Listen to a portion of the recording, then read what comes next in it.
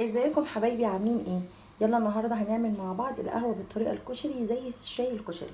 فهنعملها بطريقه حلوه كده وخليكم معايا. هنجيب كده كوبايه، دي الكوبايه اللي هي الورق العاديه.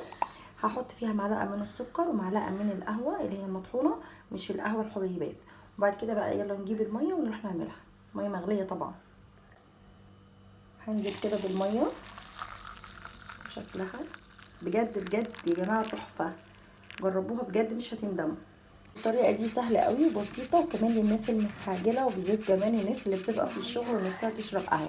اعملوا الطريقه دي، جربوا الطريقه دي بجد تحفه. وبصوا هيبقى تقيل مش خفيف معاكم، مع التقليب وكده المستمر هيبقى تقيل مش خفيف.